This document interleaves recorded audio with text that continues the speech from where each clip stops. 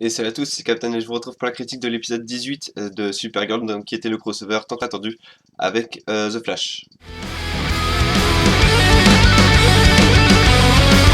If you're a freak like me, wave your flag. If you're a freak like me, get off your ass. It's our time now to let it all hang out. So shout if you're a freak like me. Don't apologize, they can hold you down. You were born to rise. Donc un épisode qui mettait en avant la rencontre donc entre Supergirl et Flash, avec en sous-intrigue le duo Livewire et Silver Banshee qui s'alliaient pour faire tomber Cat Grant. Enfin, pour tuer Cat Grant, et puis Silver Banshee voulait tuer Kara.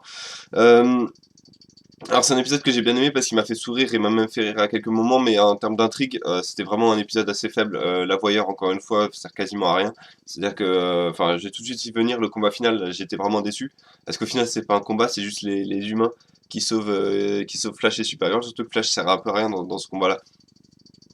Euh, donc voilà, le fait déçu que la voyeur elle s'élève au-dessus des gens et elle se fait juste avoir par un pompier qui lui balance de l'eau.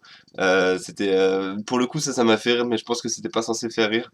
Donc voilà, en termes d'intrigue, c'était vraiment un épisode assez faible. Le seul plus, véritablement, c'est la fin où on voit que du coup, le plan de Non se met en place.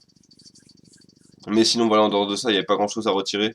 Ce qui était assez marrant en termes d'intrigue propre à la série Supergirl, c'était de voir quand James Olsen, du coup, être complètement désemparé face à Barry Allen.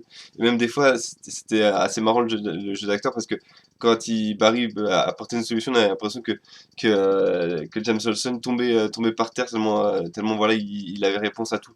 Et il était tellement supérieur à lui. Donc ça, vraiment bien aimé cet aspect-là du jeu d'acteur où c'était un aspect un peu comique, un peu comment dire, enfin c'était limite vulgaire enfin vulgaire.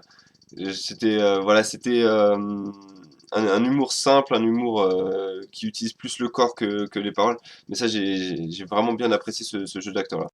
Mais bien évidemment, le gros plus de cet épisode, c'était la rencontre entre Flash et Supergirl. Et cet épisode m'a fait regretter le fait que Supergirl et Flash et Arrow, etc., sont, sont pas dans le même univers parce que justement, les dialogues étaient super bien écrits, le jeu d'acteur était convaincant entre Supergirl et Flash. Euh, il y avait vraiment voilà comment dire, une symbiose parfaite entre les deux séries, entre les deux univers. Le fait que Flash arrive et dise mais vous connaissez pas Green Arrow, Black Canary, Atom, etc. Waouh, vous êtes vraiment en retard. Et, Wynn qui disait non mais elle c'est une alien. Ah t'es une alien, c'est génial, etc. Enfin voilà, j'ai trouvé que ça c'était vraiment génial. Le fait à chaque fois que également que quelque chose se passait, Barry disait ouais ça je l'ai vécu ça sur ma terre ou des choses comme ça. Ouais j'ai déjà été dans d'autres univers, etc.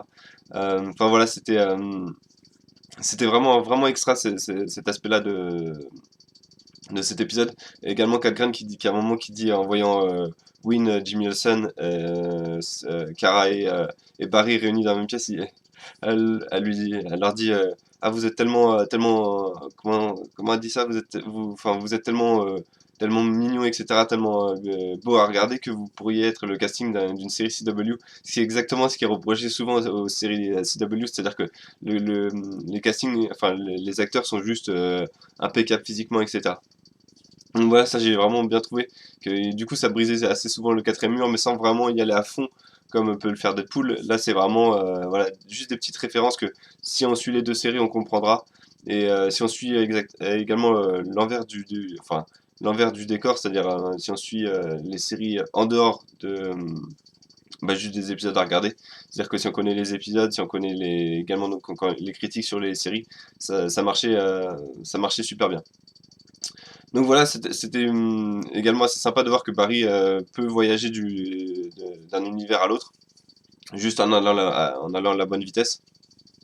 Ça ouvre encore une fois la possibilité à cet univers de se retrouver une nouvelle fois.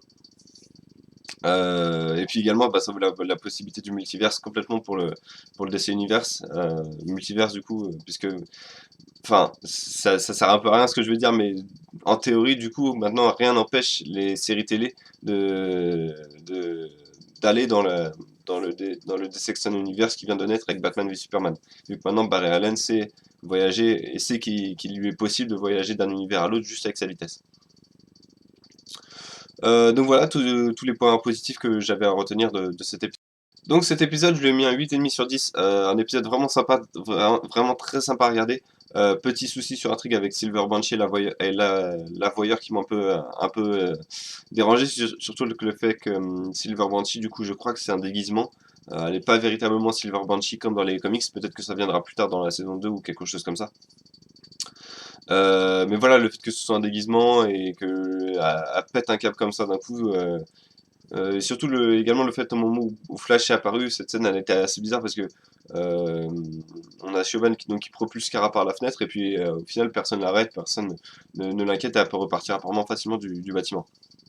Donc voilà, petit défaut là-dessus. Pareil, comment elle libère la voyeur à l'entre-Dio, personne ne dit rien. Enfin, il y avait quelques petits défauts du coup qui me font dire que cet épisode a été écrit un peu à l'improviste, un peu vite fait parce que voilà, il fallait faire le crossover. Mais voilà, il aurait mérité d'être un peu mieux travaillé, mais c'est pas non plus ultra choquant. Selon moi en tout cas. Voilà, c'est tout ce que je voulais dire pour cet épisode. Donc, si vous l'avez vu, n'hésitez pas à me dire ce que vous en avez pensé dans les commentaires. Moi, je vous retrouve demain pour la critique de Flash. Et puis, bah, je continuerai à faire une vidéo par jour sur le DC Extended Universe. Donc, il y aura 2 vidéos par jour, au moins aujourd'hui et demain. J'ai un programme assez conséquent déjà qui s'est mis en place pour le DC Extended Universe. Donc, j'ai hâte de partager ça avec vous. Donc, je vous retrouve pour ces vidéos-là. Je vous remercie d'avoir regardé celle-ci. Et je vous dis à bientôt.